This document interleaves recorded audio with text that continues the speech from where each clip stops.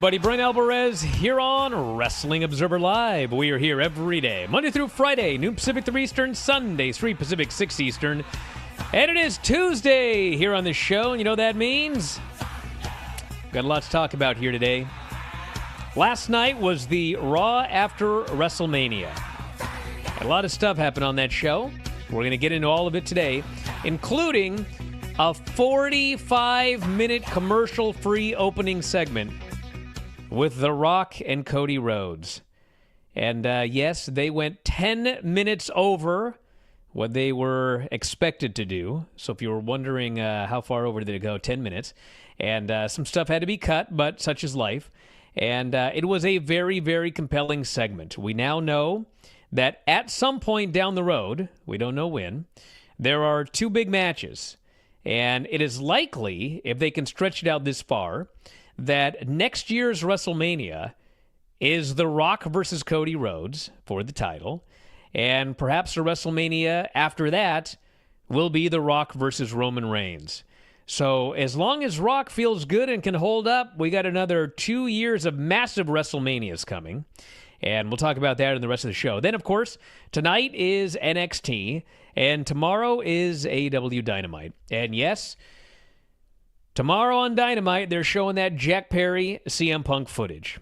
And we talked about that this weekend, and a lot of people still did not believe it, but Tony Khan has now publicly come out and said that is what they are airing on Dynamite. And so we'll talk about what that means and more.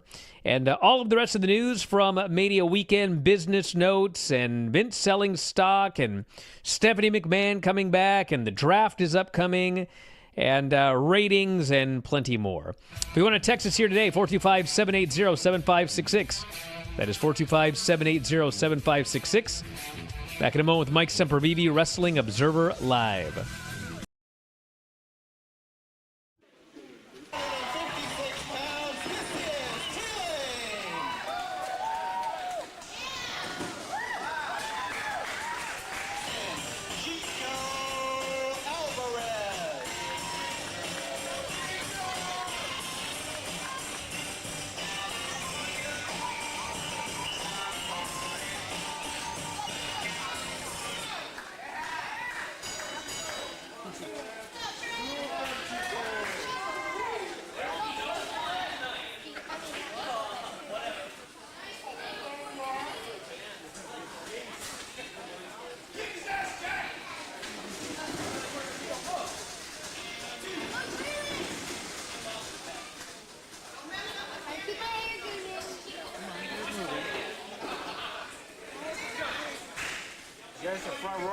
quiet over there.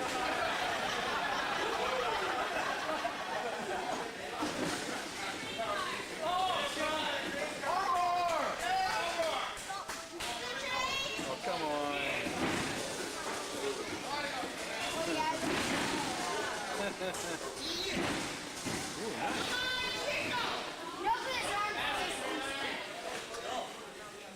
Armbar!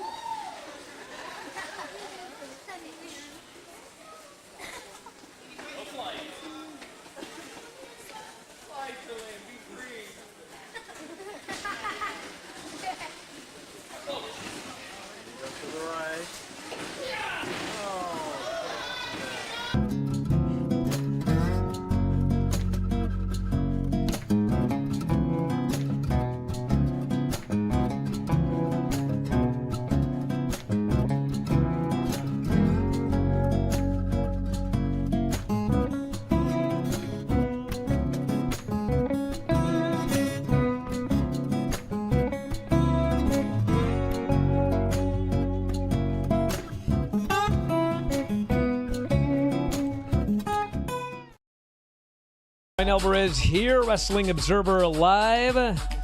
Trying to connect old Mike Sempervive. We'll get him on as soon as we can. And got a lot to talk about here today. For now, I'm solo. Hello, everybody. I'm in lovely Eureka, California, here in the Redwoods, doing the show here for the rest of the week. And nice place here, not going to lie. A lot of trees. But I am ready to go, so let's start talking about the news. And a few things to start off with. WWE WrestleMania, they sent out their press release and talked about all of the big financial wins for WrestleMania weekend. TKO stated that it was the most successful and highest-grossing event in company history. The show broke last year's gate record by 78%, which is virtually inconceivable.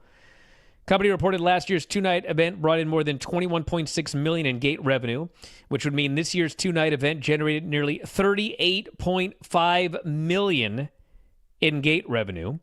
Did not provide a per-night breakdown of the gate number, but Triple H said Saturday that Night 1 broke the company's single-night gate record in WWE history, previously held by WrestleMania 32's $17.3 million. They announced 145,298 in total attendance, and that is between both nights. And, the days of, announcing 101,000 when it was nowhere close, those days are over. They'll maybe inflate a little bit, but that's very close to the actual number, if not the actual number. We'll find out here very soon. Viewership on Peacock up 41%. Merchandise sales a new record, up more than 20% over WrestleMania 39. In its first year, the company's WWE World Fan Event, in addition, partnership with Fantastic Events, the highest grossing and most attended fan event in company history. And they talked about the strength of the go-home SmackDown, which was the largest gate in SmackDown history, and the Raw after WrestleMania, which was the largest gate in Raw history, and the Saturday night NXT Stand and Deliver, which was the most attended NXT event ever with 16,545. They did not announce the NXT gate as the largest ever, so that tells me it was not. So, anyway, that is the WrestleMania business. You know, the fact of the matter is we've talked about it for a while. You know, hopefully they back away from this Paul Levesque era thing, because I got it. We heard it Saturday. They made a big deal out of it. I cannot hear this on every last single solitary show. You kicked off the new era. Let's move on. But the fact is, you know, they talk about the Renaissance era, talk about boom period, etc. And this is a boom period. You know, this is the last boom period was obviously the Monday Night Wars. And this period of WWE, you know, aside from television ratings, and obviously television has changed, you're never going to get a night where WrestleMania is doing, or Raw, AEW, NXT, whatever, are doing a combined 10 million people on a Monday night or whatever. That will never happen again. But this is eclipsing the last boom period for pro wrestling. WWE today is far and away the hottest it's ever been in multiple different ways. And, whatever you think about, hey, listen, you don't like WWE, you don't want to watch it, that's fine, who cares? AEW, Impact is having somewhat of a renaissance. You know, you can watch wrestling from all over the world. You should enjoy this now, because it ain't going to last forever.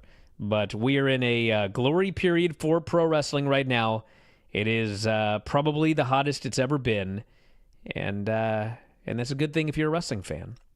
So, a couple of other notes from the weekend. Stephanie McMahon, according to PW Insider, has not returned as an official employee or executive. They note that she has not officially returned to the company as an employee or executive in any way, shape, or form. And her appearance Sunday was to give fans, quote, one more thing they did not expect, and to personally lend her support to the company's new era. It notes she also appeared alongside Triple H at the Hall of Fame. And Levesque was asked, but did not specify whether she was officially back, but he did say it was nice to have her back home in WWE.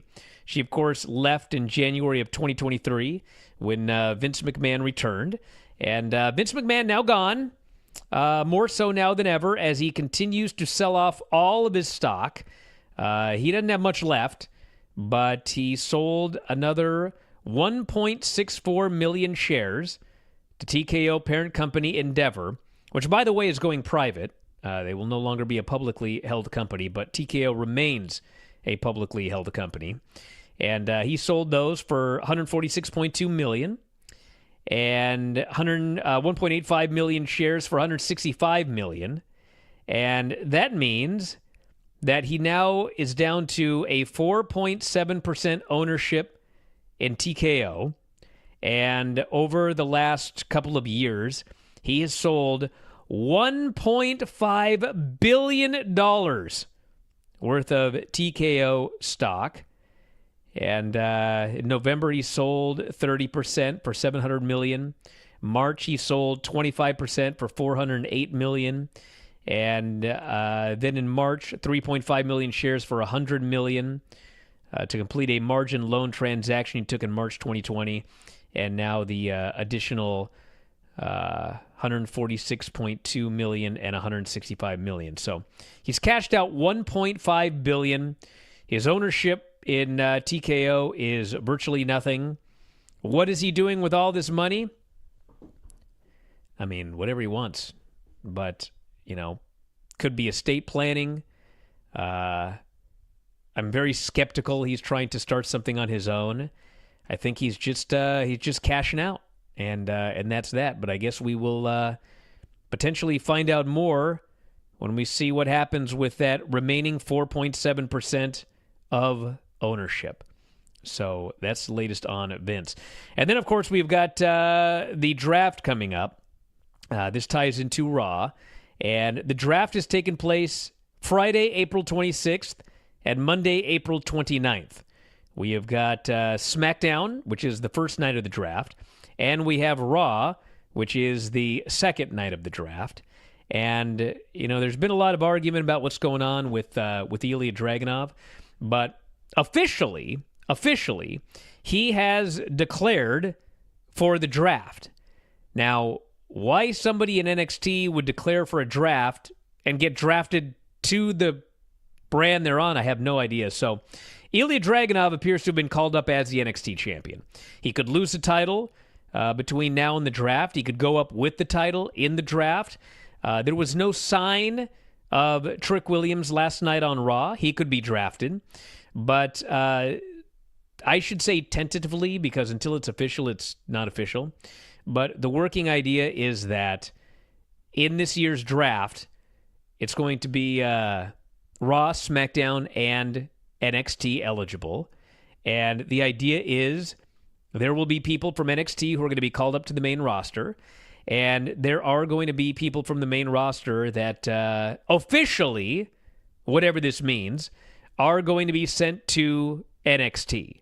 And, I have complained about the draft many times in the past, but the way they're doing it now, it is not such a big deal to me, because the way that they're working the draft now is we have 3 brands. This is largely where you're going to be. That's it. If you've got somebody, a group, feuding, whatever, like you'll appear on the other show every now and then, but you are largely, that's the brand you're on. I don't care about that. What I care about is doing a draft, saying it's permanent. We will never see people from these brands facing off again, and then they do 2 weeks later. That appears to have been dropped, which is a good thing.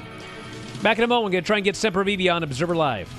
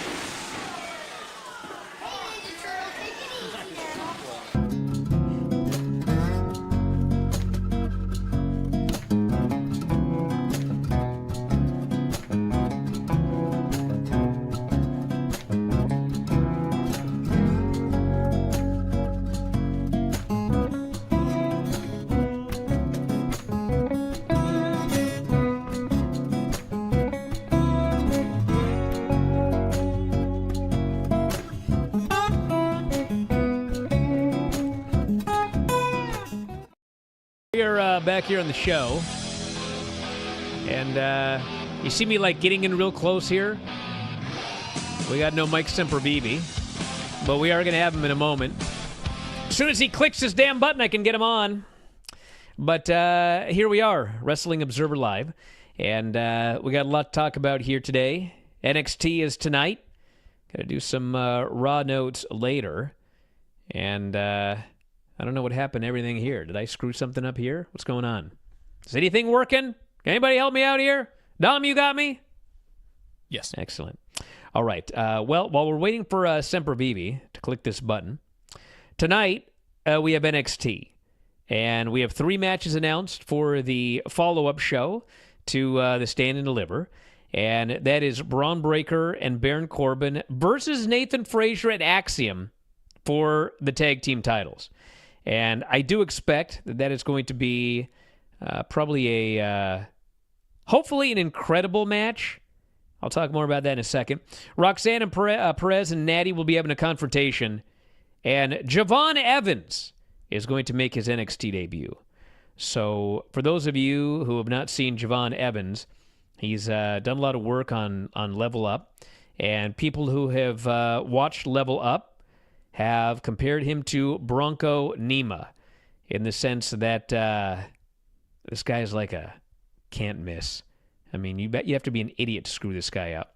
He's got all sorts of great high flying. He's 19 years old. He's overflowing with charisma, and he will debut on NXT tonight. So, there he is. What a horrible noise that was. All right. You there? Let's hear you, brother. Sempervive? He's just sitting there looking at me. All right, we'll see if we can figure this out. You got to unmute your mic, brother. All right, anyway. So the Stand and Deliver on Saturday, Braun Breaker, Baron Corbin versus Nathan Frazier and Axiom. I actually loved the match. The only problem was Nathan Frazier was so excited. And everything, like 500 miles an hour, moving way too fast. Sempervive is just shaking his head. Jared, can you get a shot of Sempervive there just looking here and shaking his head? He's connected. Oh, he just disconnected. Like, can we do anything here? What's going on? Anyway, Nathan Frazier is just like 50 miles an hour. Him and Axiom. And I've never seen a match so good with so many botched spots. That is my review of that match on Saturday. So hopefully now that they've got that out of their system and they're back in their normal building, they can calm it down a little and have the match that I was expecting that they would have. Still love the match, but I think that tonight may be better. And then, of course, on Wednesday, I wanted to wait for Sempervive here, but it doesn't look like he's going to be on today. I'm not here. Oh, there you are. Am I here? Yeah. Oh, okay. Well, here we go. You just been sitting there the whole time? The last couple of minutes here trying to figure out this whole gimmick here you sent me to do. Well, yeah, I thought it was idiot-proof.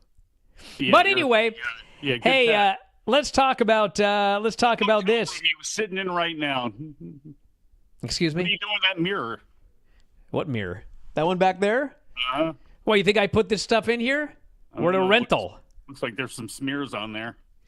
All right, so, it was up there on top of a, So anyway, we've got the Dynamite show Wednesday.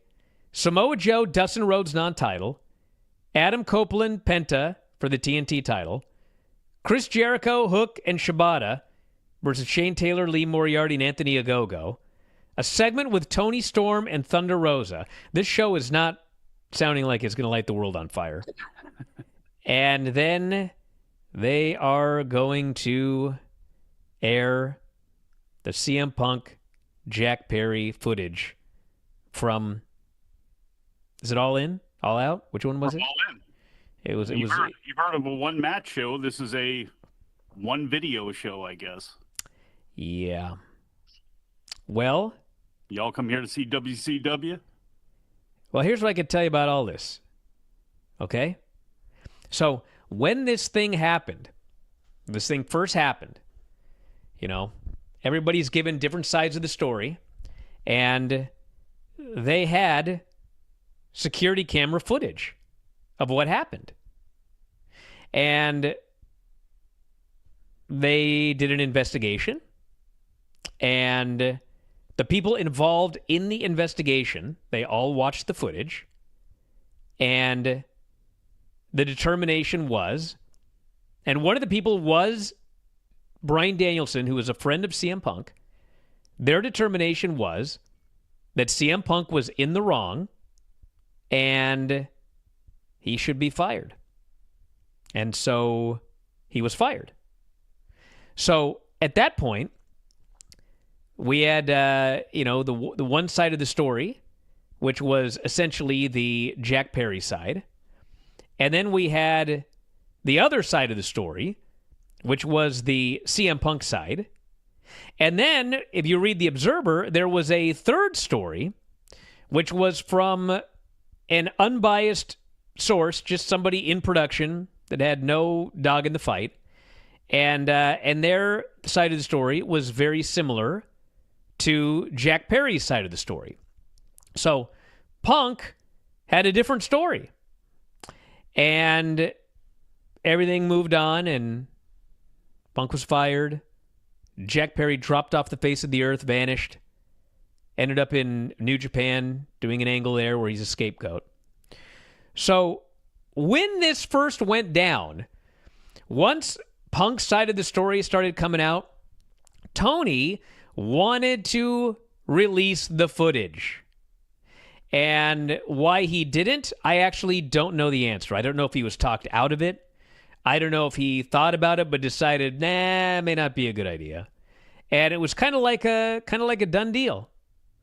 And then CM Punk went on Ariel Helwani's podcast, and he once again told his side of the story, and he essentially ridiculed Tony Khan for saying that his life was in danger. And apparently, Tony was furious. And he has now decided he is going to air the footage. And when this was first announced on... And here's the weird thing about it. When this was announced on Collision, they were like so vague. They just go, the Young Bucks will discuss what happened backstage at All In, or whatever they said. And it was so vague that everybody immediately presumed it's going to be an angle, it's going to be something involving FTR, it's going to be this or that. And like I asked around, and one person after another, no, he's actually airing the footage. And so I thought, okay, like, all right, you're going to air the footage or whatever. Why are the Young Bucks the ones that are going to be doing this? And I still don't have an answer. But my presumption is that this is going to be two things. They are going to air the footage, but also it is, I believe, an angle to set up the return of Jack Perry. And Jungle Boy and the Young Bucks will be together. No one has told me that, but that is my presumption. Now, how airing footage showing that AEW's side of the story was correct and CM Punk's side of the story was incorrect, and have two heels in charge of this to bring back a third heel, I am flabbergasted. I have no idea how they're going to end up heels in all of this. And if they are, does that make Punk the babyface? And if Punk is supposed to be the heel in the situation, why are heels revealing that he's a heel in an attempt to stay heels. I have no idea what's going on. I'm baffled, but that is what's happening coming up this Wednesday. And any thoughts on all of this, Mike? Well, you're by your own admission, many a time, you always say that Tony Khan in storyline as the promoter of this show is a chaos merchant, correct? Well, here you go. You got two heels introducing a video to bring in a third heel on somebody who's one of the biggest baby faces in the other company. A week after you seem to cheese off some of your fans who did not like the Adam Copeland promo, and I was actually for that. I wasn't sure how it was going to end up. I was surprised it got the pushback that it did from AEW fans. WWE tribalists, I saw them, make fun of it. You knew that was going to happen, but I was surprised with some of the pushback that AEW fans gave it, either that it was too long or they didn't need to do it at all. Well, this is interesting because not only could you kick off bringing Jack Perry back into the fold and maybe be the newest member in the Elite, that would only seem to make sense here, but also what you could do is feed that into the Young Bucks and FTR storyline and the Adam Copeland House of Black storyline, because as CM Punk mentioned, he went to go confront Jack Perry with some people around him. Samoa Joe was the one, he said, broke it up. That doesn't seem to be in dispute from anybody as far as Joe raising his voice and getting involved in whatever happened there, which we're going to see allegedly, supposedly on Wednesday night. But I wonder if this is going to be something that is going to splinter into several different things here, because with Adam Copeland feuding with the House of Black, who are all friends with CM Punk, we know that. We heard some differing reports on Brody King and how he suffered an injury at All In. And then with what's going on with the tag titles and FTR and the Young Bucks, I mean, it's hard for me to believe that all these things aren't going to try to intersect. Whether it's successful or not is another story. Back in a moment with more Observer Live.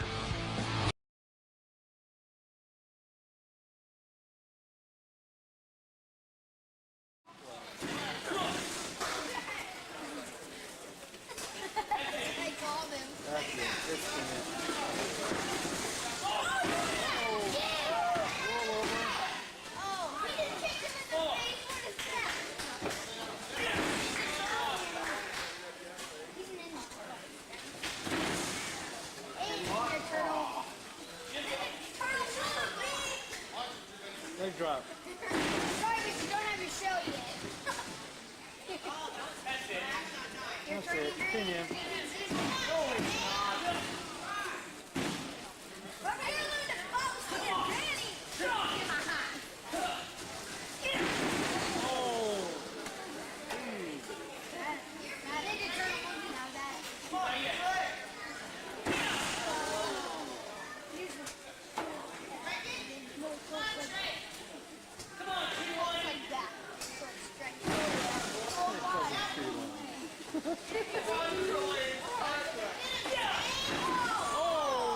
Damn, you gotta stop landing on your head like that. Let's go, Treehouse. So your name's Turtle.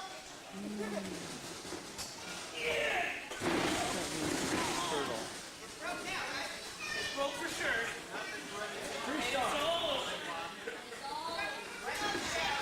Figure four? A figure four? You can know the figure four?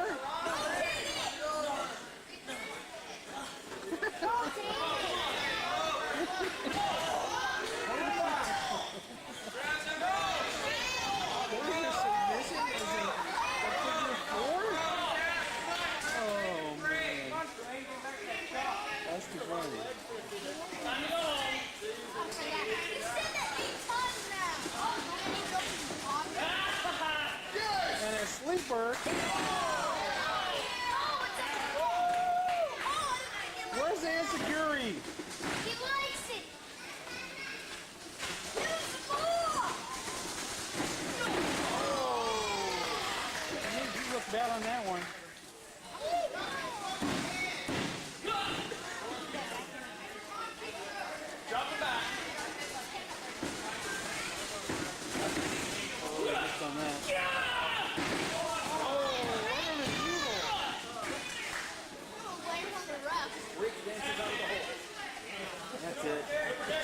Super kick.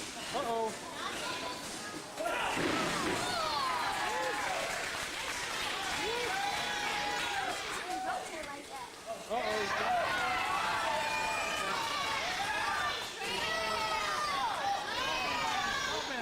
Oh, he gets crushed.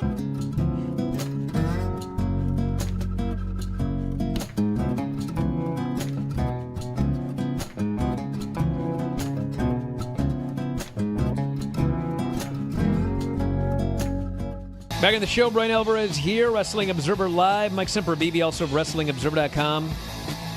I want to talk about Raw in a moment, but I do want to mention one other thing, and that is that we had a question here on the chat. What if the footage shows that Punk is right? Was the question. And hey, listen. All I know is this: why in God's name would Tony Khan air the footage if the footage showed that Punk's side of the story was the correct side of the story? That doesn't make any sense. If Punk gave his side of the story and Tony was furious, why would he be furious if the side of the story that Punk gave was the correct story and then go show footage of that story on his television show? So the side of the story that came from the Jack Perry side was that after the match, or after, whatever happened, the glass spot where he said Crimea River, the story is that Punk, with several people, came up to Jack Perry and said, do we have a problem? And Jack Perry said, we don't have a problem. And Punk said something to the effect of, I could F you up, right? And CM Punk then either hit or pie-faced Jack Perry, attempted to put him in a guillotine, and either Jack prevented the guillotine or easily got out of the guillotine, and then Punk threw some swings, and then it was broken up, and Samoa Joe told him to knock it off. That is the side of the story that is the non-Punk side. So my guess is that's largely what we are going to see on Dynamite. I mean, if we see, as narrated by the Young Bucks. You think Jack Perry walked up to him and was like a total jerk and started swinging, and CM Punk put him in a guillotine and was killing him, and Samoa Joe walked up? If that's what happened, there is no footage of that airing. So anyway, we'll see what they show on. And the other thing is, people have asked about this. Well, this sounds, it sounds like whatever, but it sounds rather benign as it pertains to Tony Khan. And Tony Khan is the guy who said, I feared for my life, which, of course, CM Punk ridiculed that for the most part on the Ariel Helwani show. And my belief, I don't know this for sure, but my belief is that was separate from what happened with Jack Perry. I don't know if it was in a different place, at a different time. I don't know. I presume they must have footage of that as well, unless it happened to be in a place where there was no footage. But, are we going to see footage of that as well?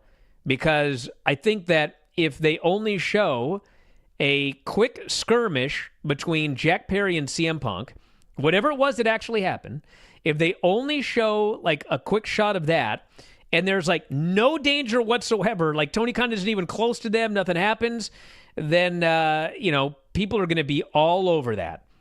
That's what made you fear for your life. They will be ridiculing him. So I just don't know what the positive is of any of this, but Tony, I'll see if I can actually find exactly what Tony said about this, because he did talk about it here today. He said that the Young Bucks have a good reason to show the footage. He said AEW has a great track record on delivering what we advertise. It is real footage. The Young Bucks will show backstage footage from All In, the most important event in AEW history, the world record holder for the most tickets ever sold for any wrestling record. This is Tony something else in his press conferences. It was an important night backstage as well.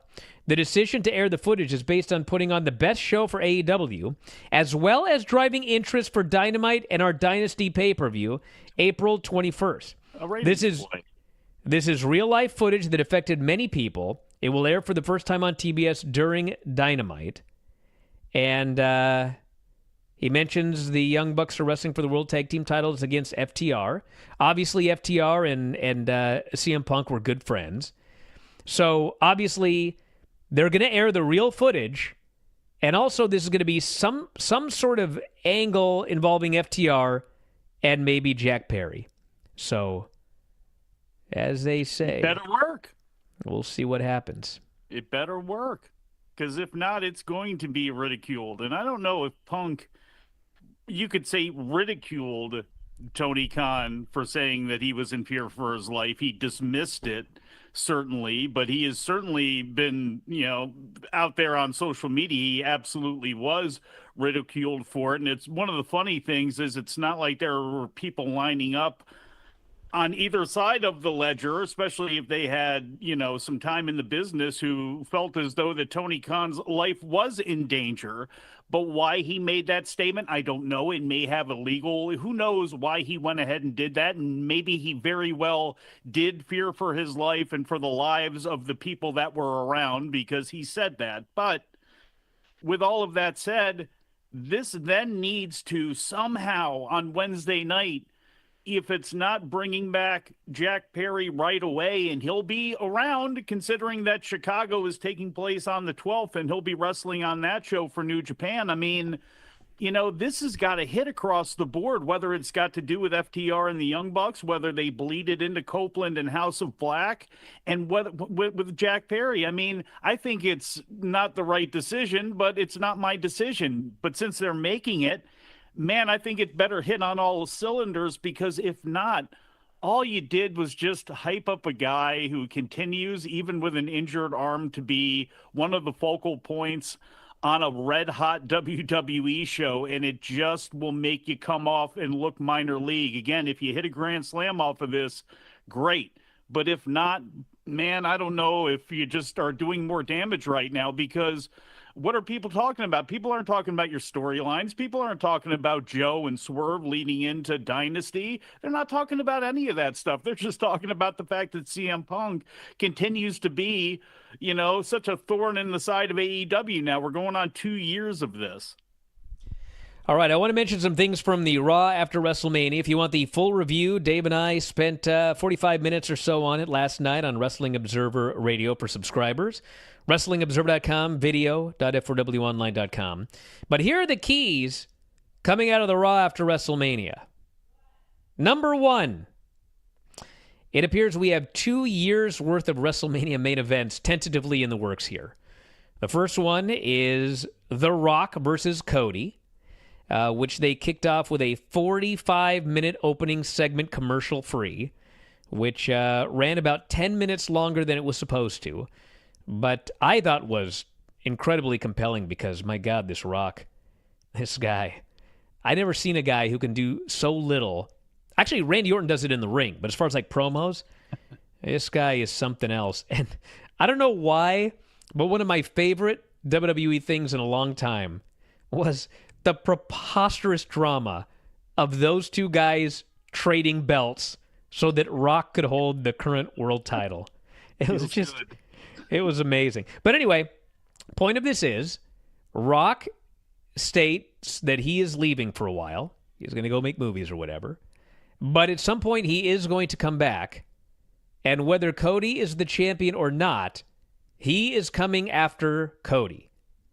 And Cody made a comment about how you're the boss, you're, TKO on the board, but I am your champion.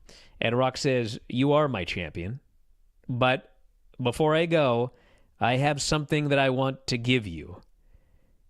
And so he reaches into his pocket. He does not pull out a middle finger, which I thought for sure was what he was going to pull out. But he had something in his hand. He told Cody to open his hand. He put whatever this was into Cody's hand. And then he told Cody, don't you ever break my heart again. And he left. And, as we've been talking about for a while, fans love a mystery. They love trying to figure out something that is going on. They had another one actually on the show. There was a random glitch and the word hello appeared at the bottom of the screen, which my guess is the return of Bo Dallas, Uncle Howdy, but we'll see where they go with it. But people, they love that sort of thing. And that's why even though people voted that they hated that Devil storyline with MJF and Adam Cole, I mean, that thing drew a lot of money because it was a mystery and people wanted to find out who the Devil was. So it drew a lot of money. Yeah. Well, I guess you know what? Their pay-per-views always do well. So that's the one thing you could always say is, their World's End did very well, and they did good numbers for all of those segments. I mean, that was a very successful angle, even though people voted that they hated it. I mean, as far as viewership and spending money, I mean, people did.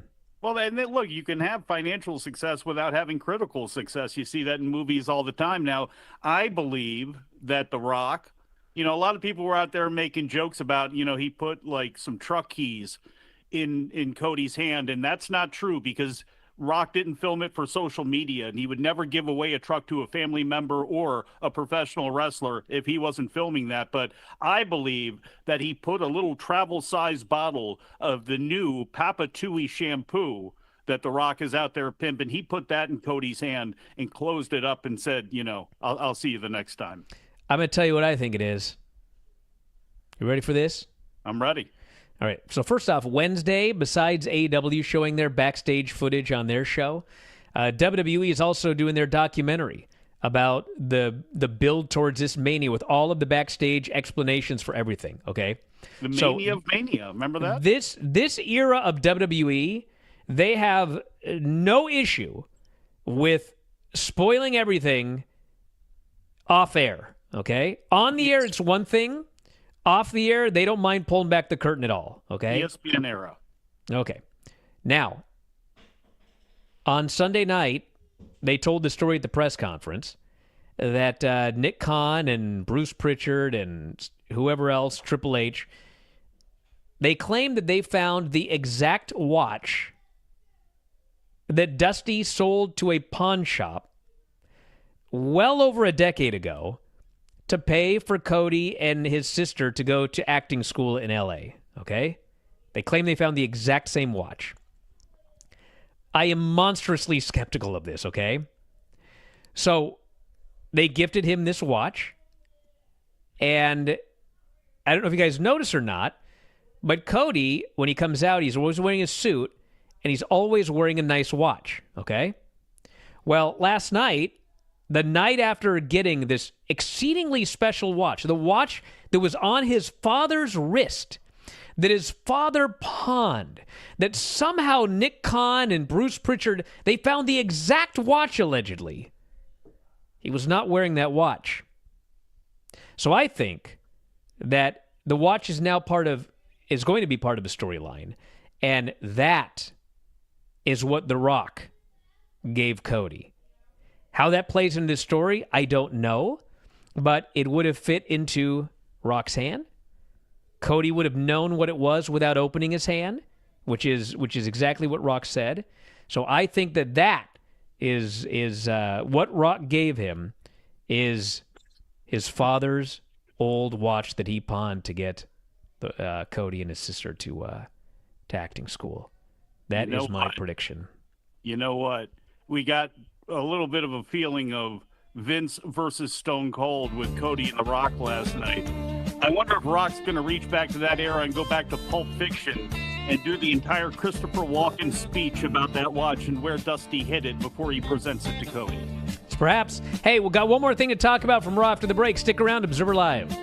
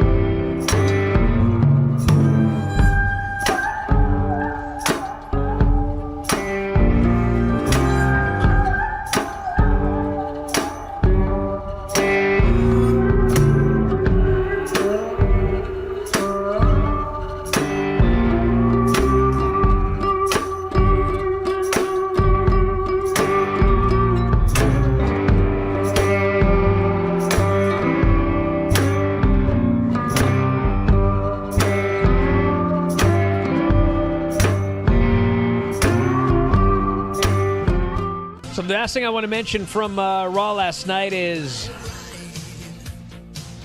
Drew McIntyre ain't going nowhere. It was made abundantly clear. We've known that for a while. But last night, the main event was a 4-way to determine the number one contender for Damian Priest's new title.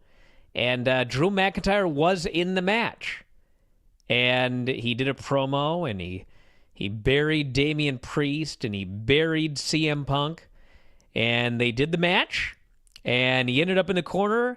He was going for his 3-2, and all of a sudden, that dastardly CM Punk grabbed his ankle. He got distracted, and he got hit with his super kick and a big splash by Jey Uso. Jey Uso is now the number one contender to Priest's title. And once again, Drew McIntyre has been screwed by CM Punk. And so I believe that my prediction from this weekend is exactly where they're going, which is that we got a ways to go. I think it's in June. But Drew is going to challenge Priest for the title at Clash of the Castle. He is going to win his title at Clash of the Castle, which he didn't get to do against Roman Reigns, but he's going to get it this time, which means the two things that this loyal soldier deserved, a Clash of the Castle win and winning the title in front of a full house at Mania. He'll get both of them. And then after that, we will slowly build to, I think, next year's WrestleMania. CM Punk, Drew McIntyre. CM Punk beats Drew for the title at that show. I think that's where they're going. But anyway, we got to wrap it up. Tomorrow we'll have the channel fixed for Sempervive. I'll be back tonight with Vinny, Craig, and Granny, Bryan and Vinny Show. A WWF Challenge from 1986. And back here tomorrow with more. So, off to hike the Redwoods. Thanks for listening, everybody. We'll talk to you next time, Wrestling Observer Live.